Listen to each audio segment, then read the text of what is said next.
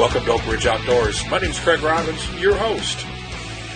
Want to thank the fine folks and the family and the community of WRFA 107.9 for hosting Oakridge Outdoors. It's a 30-minute show basically about hunting and fishing and anything to do with the outdoors. For those of you that may not know who I am, name may not ring a bell to you, I have been in the outdoor industry for almost 4 decades. I have been an outdoor writer, television show host, podcast host. I've given seminars at sportsman shows and at different sporting goods stores all across the Northeast. Born and raised right in Chautauqua County, Jamestown. Red Raider through and through. My children are all Red Raiders, and my grandchildren will all be Red Raiders. I hunt the same woods that you do. I fish the same waters that y'all do. And we're excited to bring outdoors to WRFA 107.9. Just so you know, some of the things we're going to be doing on this time that we get to share together is we're going to be discussing everything to do in the outdoors. From the watershed on Chautauqua Lake to lake levels on Lake Erie, to different tips on fishing, different tactics on hunting. We're going to be talking about a lot about the youth programs. We're going to have interviews with different folks throughout the area, people from local organizations, whether conservation organizations, local rod and gun clubs, anything to do with youth. One thing that you'll find out, folks, from me, is I'm very youth-oriented. For years, I always use a tagline at everything that I wrote was, take a child hunting or fishing because they are the future of the great outdoors. And I will continue to do that. My last words on every show on WRFA 107.9 will be, take a child hunting or fishing because they are the future of the great outdoors. You're more than welcome to try to get a hold of me if you have any questions or have any concerns. My email address is available here through the radio station. And we are super excited to take this time and discuss some of the things that are going on in hunting and fishing. We're in October right now, the fall season in western New York, and the leaves are changing. It's a beautiful time to be outside. And I don't care if you're a deer hunter, if you're a bear hunter, if you like hunting the tributaries, if you like fishing the tributaries off of Lake Erie. This is an excellent time to be out in the outdoors. If you just want to take a walk, if you want to stroll, take a stroll through Allegheny State Park or on the trails at Long Point State Park along the shores of Chautauqua Lake and on Lake Erie. The Wine Trail is an excellent opportunity to go out and just enjoy the great outdoors. Whether you're taking a ride, doing a little leaf peeking, or you're actually out in the woods or on the water. It's an exciting thing to do the fall in Chautauqua County. This week we're going to have an interview with a longtime friend of mine from, I always tell her she's from Central New York, but she's actually from the southern tier, just outside the Finger Lakes. And Monica Jerzak is going to be talking a little bit about what's going on in her world and some of the things that's been going on for women in the outdoors. As we know, hunting is usually looked at as a male-dominated industry. Well, that's changing real quick, and it's changing for the better. And Monica is on the cutting edge of that, and she has her ear right to the ground and listening to people, doing sports shows, and talking with folks, and talking with young ladies and some ladies that aren't so young about spending time outside in the outdoors, whether it's fishing or it's hunting. Monica enjoys her time in the outdoors. And one thing you will not find, you will not want to mention to Monica, you will not find in her gun cabinet or in her vests, her hunting vests, you will not find anything with pink camo. Monica is old school, and she believes if you're going hunting, you need to blend in, and there is no pink flamingos in our part of whitetail country. So we're looking forward to that interview. Really excited about sitting down and chit-chat with Monica. We taped this a little while ago, so it's exciting to hear what other people have to say. In future episodes, we're going to have folks from everything from the National Wild Turkey Federation, Ducks Unlimited. I've got some friends that are outdoor communicators from different parts of the country, so we're going to be talking with them. We're also going to be discussing things happen locally, what's happening in New York State, some of the laws that are being passed and how that affects what's going on. Recently, and I learned this a couple weeks ago before it was actually made public, we had laws that were put into effect that are now making a major impact on people in law enforcement. And when you have an elected official, the Chautauqua County Sheriff himself, has to wait days to purchase ammunition, it just goes to prove how messed up the laws are getting to be for sportsmen in the state of New York. I've known the sheriff for many, many years, and great guy. Sheriff Quattrone is an unbelievable father, unbelievable husband, and an excellent sheriff. And for him to have to go through all the training that he's gone through to be at his level of his profession, and then all of a sudden he gets flagged by some computer, some glitch or whatever it was. I really don't know the specifics, but I really don't care to know the specifics because I've heard other stories. Sportsmen have come up to me, and a gentleman come up to me and said that he was going to go squirrel hunting with his grandson and went down to buy some 22s at a local sporting goods store, and it took him several days before he was cleared to buy a box of 22s to go squirrel hunting with his grandson. Folks, this is wrong. This is really wrong.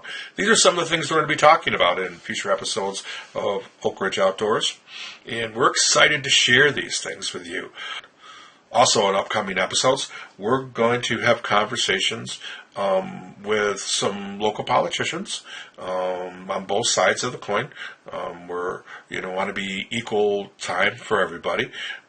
We're also going to be doing a calendar of events. So if you have a calendar of events, make sure something that you'd like to see on the calendar of events. I'm not sure, or whatever it happens to be.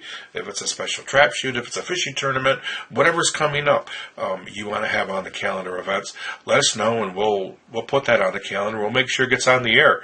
And the sooner you get it to us, the more often it's going to be on the air before your event actually happens. So we're going to sit down and have a conversation with Monica Jerzak. One of Oakridge Game Calls pro staff, Monica Jerzak. Monica, how are you doing today? Good, how are you, Craig? Monica, tell us a little bit about you. Where are y'all from? Well, I'm from the bottom end of the Finger Lakes, and I like to call it upstate New York, but apparently it's central New York. Just outside of Corning, a little bit of wine country. The wine country and the Finger Lakes. Beautiful area. So when did you actually... Absolutely. It's gorgeous out there. I know we've been out there several times doing sports show, and you and I met a couple years ago, and we're fortunate enough to kind of get together, and Monica and I had a real interesting conversation, and we'll talk a little bit more about, what her vision for is, the women in the outdoor industry and what's kind of out there today and what kind of would be nice to be seen out there more than what it really is. So now, you do a little bit of all the different kinds of hunting. I know we've turkey hunted together, and we're going to tell that story because we've got to tell the story about when Monica and I went turkey hunting. Actually, it's probably a good idea to tell it right now. So I will let you share the story. Okay, so Craig invited one of the other pro staff members and I up for a turkey hunt in the spring. And Craig and I were standing up in the blind in the honey hole, and this awesome gobbler was coming out strutting 3/4 decoys. He was going half strut, and then he'd go back down.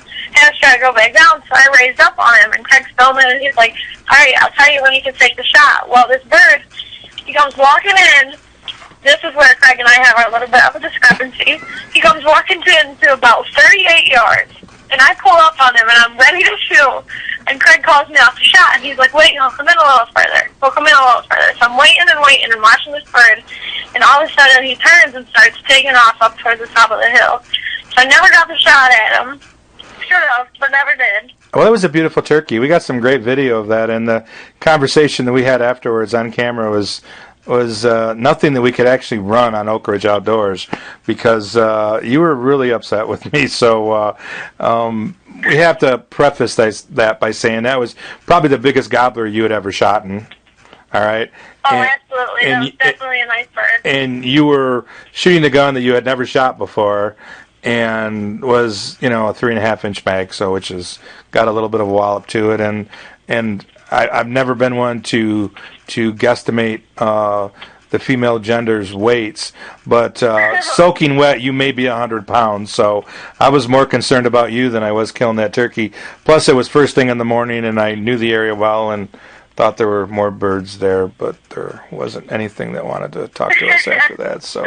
So that was Monica and I's first turkey hunt together, and she occasionally lets me know what she feels about me. I didn't even talk to me for like 3 weeks after that or something, wasn't it? You were upset. I was pretty upset. She was spitting mad. So, but that was a cool hunt. But that, that's part of hunting too. It's cool to be able to harvest stuff and shoot stuff, but it's also fun to be able to share those stories. It's always good when the stories come out good on the other side.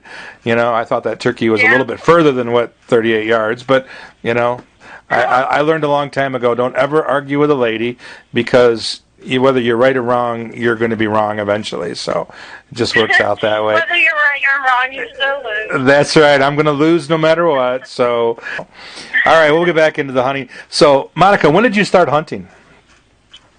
Well, I actually started going out in the woods with my dad probably when I was about 10. I didn't actually start hunting by myself until I was about 14.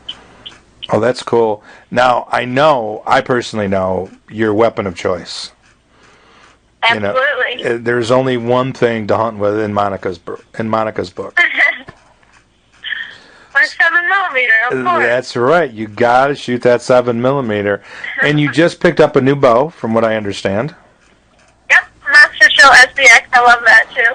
Yeah, and I know I have to ask this question here again. I know the answer to these questions, but is there any pink on any of these bows or guns that you're hunting with? Absolutely not. Yeah, no pink camo for Monica. Nope, That's for sure. I do not do pink camo. Yeah, we got some Oakridge game call hats done in pink camo, and I went to give one to Monica, and I've never had anybody turn down a hat, but Monica did not want to have that hat on at all. Wanted to have nothing to do with it. So if you had to pick, I think a lot of it though is if you're out there hunting in pink camo, nobody's taking you nearly as seriously as if you're somebody that's out there actually in legitimate camo and is looking to harvest a buck and play ball with the big boys, so to speak.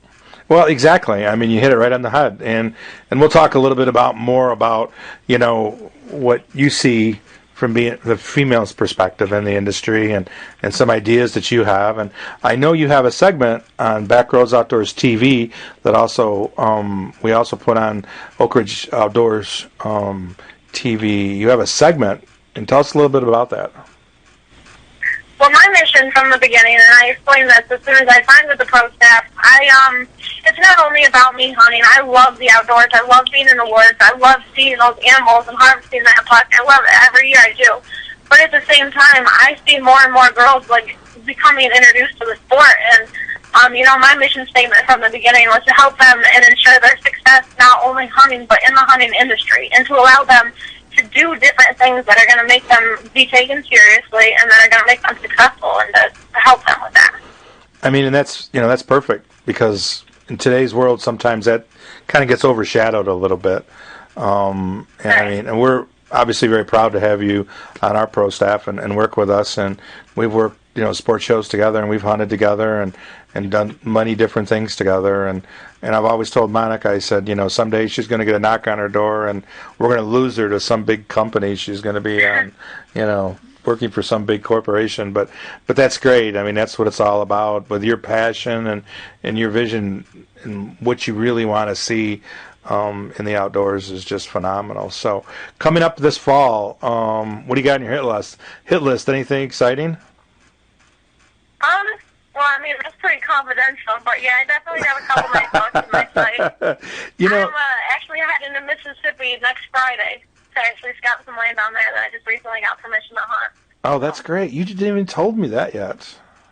So, See, well, the last minute thing. you all these secrets that you have. You know, the secret the hit list. The drive to Mississippi on the honey hole spot. But of course, I share my spot. I share my spots with you. So that's that's. Yeah, but then I'm not allowed to shoot them. Well, that's a good point. See, point well taken. Point well taken. Well, I'll tell you what, Monica, we had a great time, and I really appreciate everything you do for us on Oakridge Game Calls and Robin Sense and the TV show. I mean, you just bring a real fresh face and a real great perspective, different perspective than, me and my buddies are going out hunting, and it's exciting, and we're really pleased to have you part of our staff and have had you part of the staff for the last couple of years now. And we'll definitely be, hopefully, getting some pictures of that hit list that we can put up on the Oakridge Game Calls Facebook page.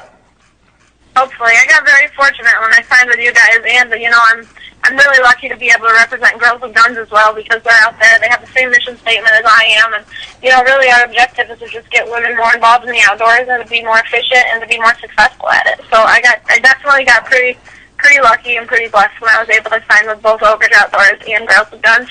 Well, I'll tell you what, you talk about being, and this is, folks who don't know Monica know that, she's a very grateful individual, but you also work very hard at it, too. I mean, you're out there working all the time, and, we could be sitting at a sports show in Niagara Falls in January, for goodness sakes, and like nobody's there, but, Monica's right there and talking to, I don't care if it's an old guy that doesn't have any teeth or a family that's coming along with a couple youngsters. Monica's right there talking with folks and sharing some of her experiences and listening to some of their experiences too. So, well, listen, I know you're busy. I will let you go, and I appreciate your time and looking forward to seeing some of your footage this fall. Awesome. Thank you, and good luck this season. All right, thanks. Folks, that was Monica Jerzak. Well, it's always fun sitting down and visiting with folks that enjoy hunting and fishing as much as I do. And Monica sure fits that bill. She's not only a great hunter, not only a great bow hunter and rifle hunter and turkey hunter and waterfowl hunter, but she does enjoy fishing. We wish not only Monica, but everybody else a great success this coming season. And speaking of success, we're getting to the magical time of the year in the whitetail woods. And I'd like to spend a few minutes and maybe talk about some misconceptions and some different things that are going on in the whitetail world right now. Whitetail deer have a very short breeding cycle. For those that don't know, the whitetail deer basically breeds once a year. The does have to let the bucks know when they're ready to breed, and that's done in various different ways. In the whitetail world, it's done with a lot of scent. The doe will let the buck know when she is ready to breed through the smell in her urine, and that is also done through various different ways. It can be done just by them, as they're walking, dropping urine on the ground. It could be done, which is what hunters basically are looking for, is what's called scrapes. A buck will go in and open up a scrape. Usually, it depends. I've seen scrapes open up as early as September, but also scrapes won't be opened up until mid-October. Which is generally about the time the scrapes start to open up. And when you're talking about a whitetail scrape, it's very particular. Whitetail scrape needs to have several things. Number one, the buck will go in and paw the ground out with his front hoofs. He will knock off the sticks and leaves and grass and anything on the forest floor. And then he will take his antlers and rake them on what we call a low-hanging branch. That low-hanging branch may be anywhere from 2 foot off the ground, and I've seen them as high as 5 to 5.5 feet off the ground. I've actually seen whitetails stand on their hind legs to reach up to scrape their antlers, scrape the scent, the secretion that's at the base of their antlers on the overhanging branch over a scrape. But traditionally, it's about 3 to 4 foot off the ground in our part of whitetail country.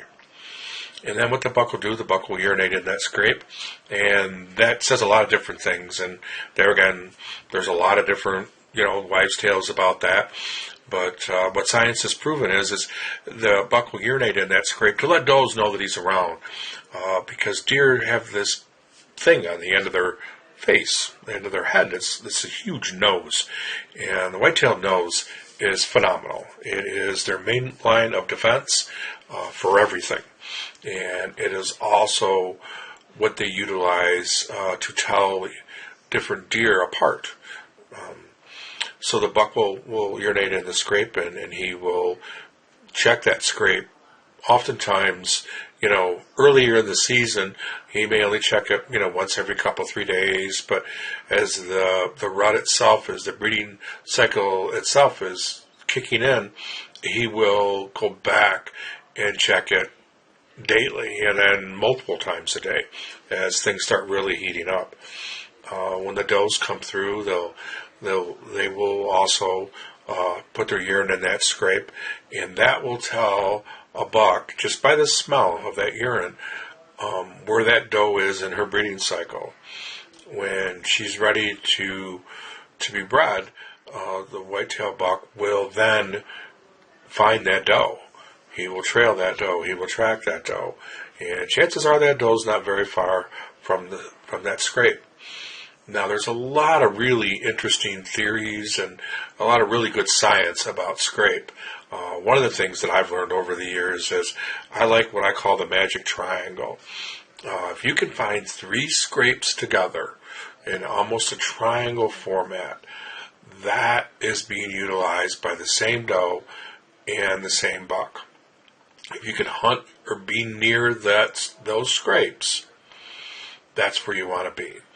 There's also, especially on the edge of fields, what we call a scrape line, where it could be 100 yards, it could be 200 yards, it could be 50 yards along, just about every overhanging branch, there is a scrape underneath it. And the bucks will check those all the time, and he checks them for the does. And when the doe's ready to be bred, he will track that doe down, basically like a hound. He will get after that doe.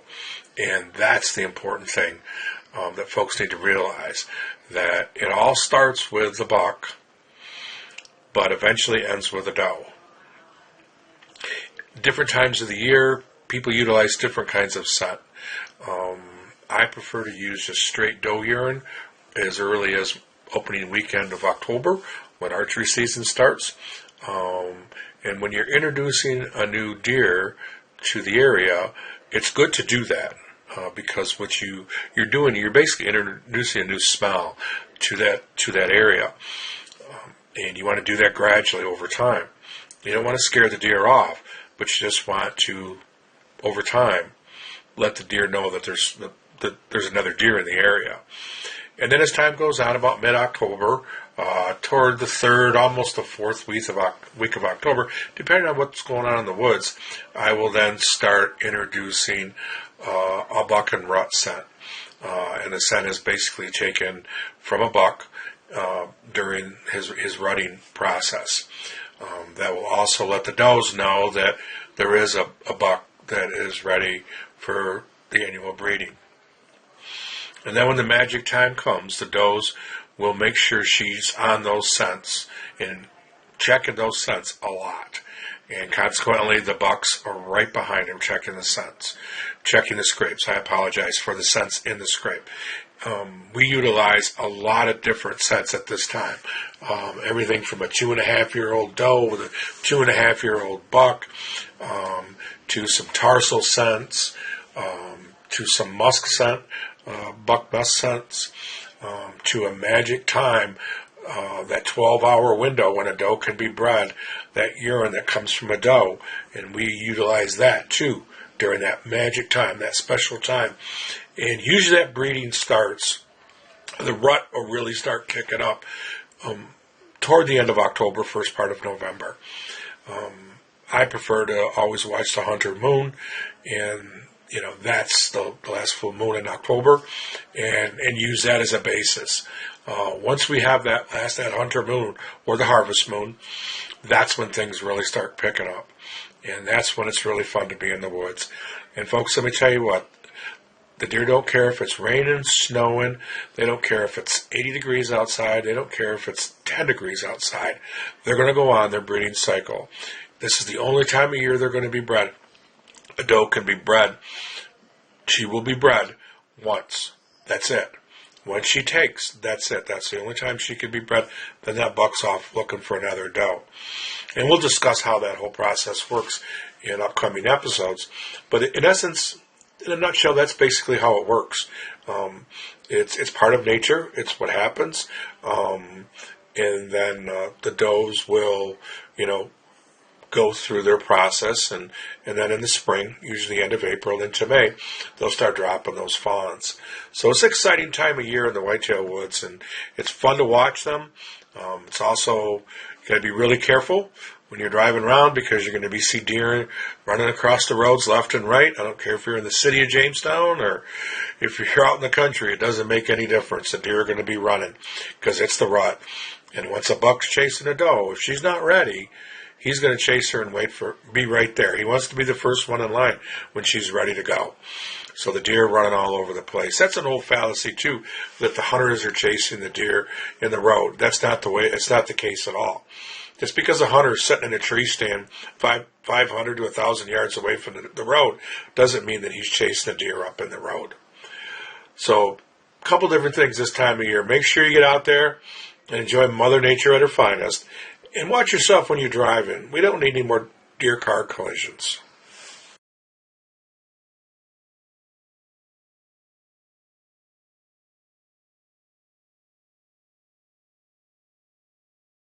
Coming up on the outdoor calendar for sportsmen in the next couple of weeks, Carroll Rod and Gun has their monthly meeting the second Tuesday of every month.